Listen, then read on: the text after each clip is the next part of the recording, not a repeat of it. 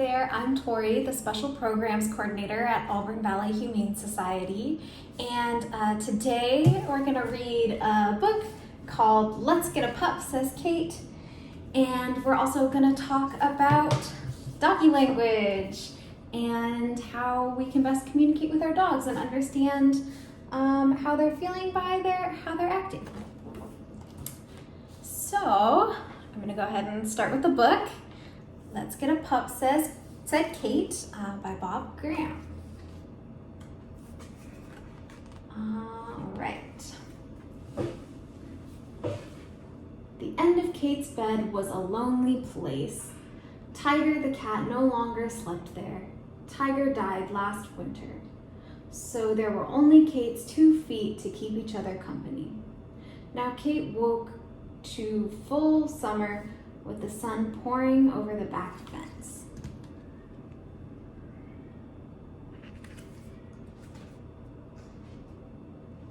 Some more pictures.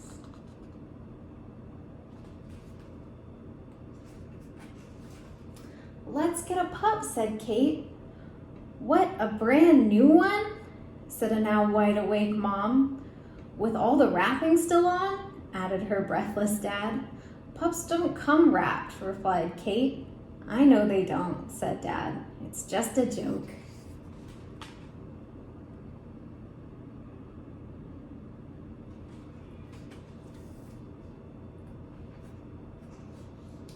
Mom looked in the paper.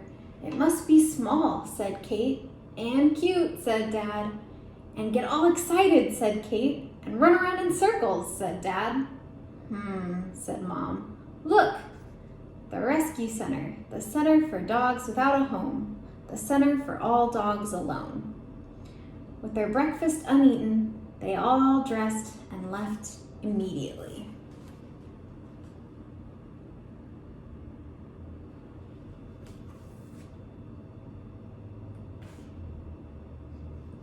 All right, so we're gonna take a quick pause from the story. There are a lot of dogs here in the shelter in these pictures. So take a look at some of these dogs and keep in mind how they're acting, how they look, because we're gonna come back to this when we talk about dog language. So take a good look. All right. Now think about how dogs might feel while they're in the shelter too. Keep that in mind. All right. At the rescue center, they found plenty of dogs without a home and lots of dogs all alone. They found big dogs, small dogs, sniffers and sleepers, wired hairs, short hairs, scratchers and leapers. They found fighters and biters, growlers and snarlers, short dogs, dogs long and thin, and dogs with their cheeks sucked in. They also found happy dogs, sad dogs, take-me dogs, and dogs who couldn't care less.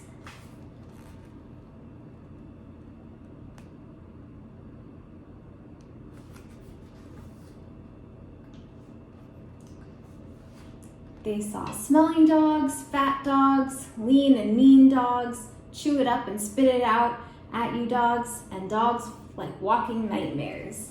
Then they saw Dave.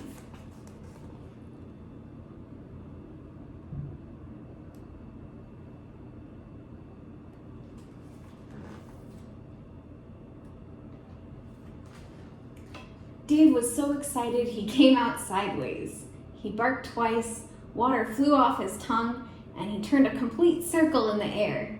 He was small, he was cute, he was brand new. Dave climbed right over the top of Kate, who briefly wore him like a hat. He's all we want, said Kate. All we came for, said Mom. We'll take him, said Dad. Then they saw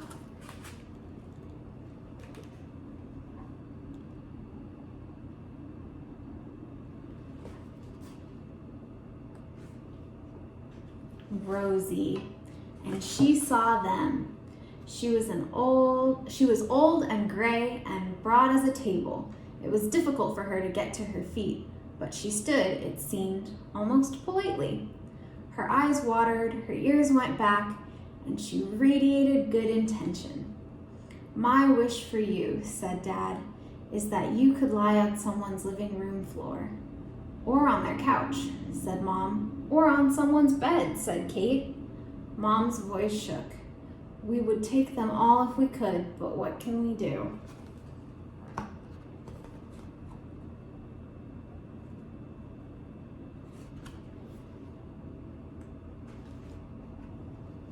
And with many a backward glance, they slowly walked away.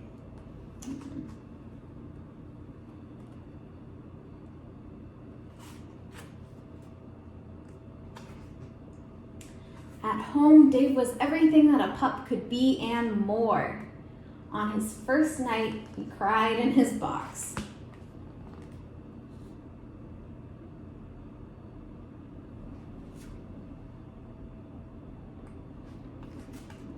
The next morning, Kate's mom and dad received a good licking. "Dave was crying last night, so he slept with me," said Kate. "But I didn't sleep." "Neither did I," said Dad. "I was wishing." "Neither did I," said Mom. "I was wishing." With their breakfast once again uneaten, they dressed and left immediately.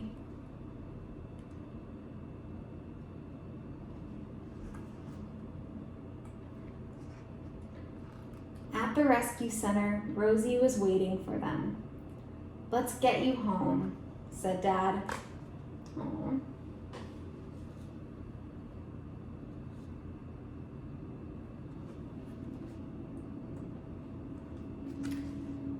Rosie was instantly at home. Her broad, heavy tail swept everything off the low table. "I've seen a dog smelling a man, but never a man smelling a dog," said Kate's mom. "She needs a bath," said Dad.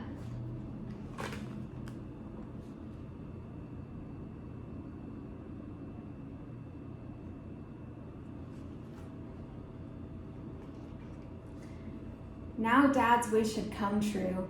Rosie is asleep on the living room floor with Dave to keep her company.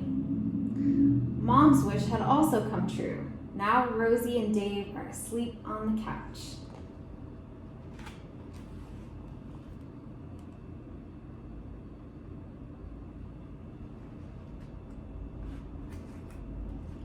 And what about Kate's wish? Will it come true as well? Yes, Dave and Rosie will get to sleep on someone's bed.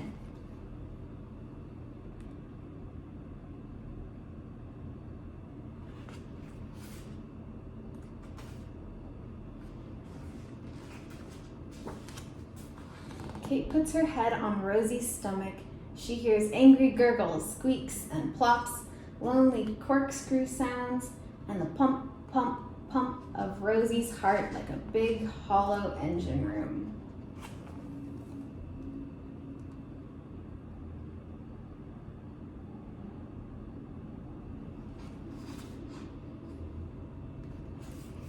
Kate's feet are no longer lonely under the blankets. It seems like Dave and Rosie have always been there. Their weight is comfortable and reliable, and will stop Kate's bed from floating away into the night.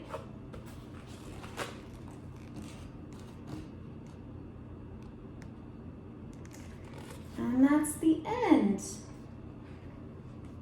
Alrighty, it's a good one.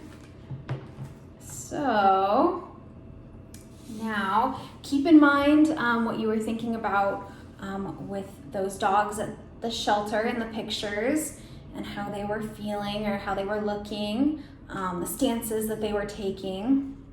Because now we're gonna go ahead and talk about dog language. So here on this little sheet, we've got a Boston Terrier who is modeling all of our dog language poses. But these can translate to any breed of dog. So what are some things we noticed about the dogs in the shelter. Let's talk about that. Let me find that page.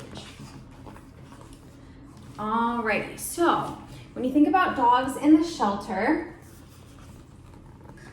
this is a totally different environment than any dog would be used to, right? They might be used to being at home, laying on the couch, running around outside, getting exercise. Not that they don't get exercise and good care at the shelter, but it is a completely different environment than the home that they might have been used to. So, as you can imagine, if you were taken away from your home, you might be feeling stressed or afraid or anxious because you're not used to this environment. You don't know what's going on. You might not be sure what's going to happen. So, when we think about an anxious dog, they might have their tail tucked, they might have their ears down, and if they're threatened, they might growl at you or might bark, and if they're angry, they might be really, really afraid, that they might lunge out and try to bite to protect themselves. Also, if dogs are stressed, some dogs can express their anxiety or stress differently. So here we see some scratching, excessive scratching. So stress release, they might shake themselves a little bit. Let's see, what else? If they might just be very alert, watching everything, ears up so that they can hear what's going on, eyes kind of looking around so they can see everything, so they're not sure. Some dogs also yawn when they're stressed, or they might lick their nose. Those can also be signs of stress.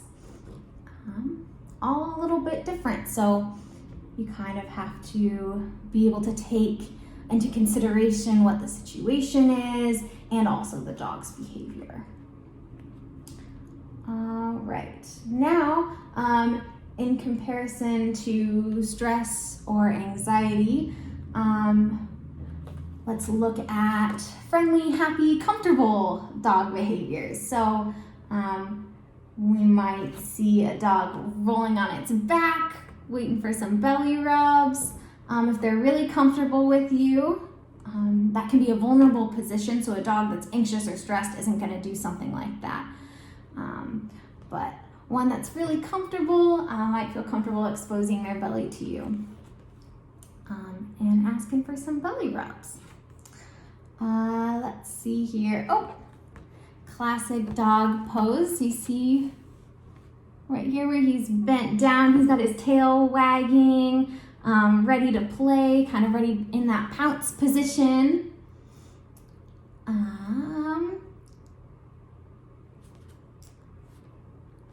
Might be, let's see. Oh, yeah, tail wags.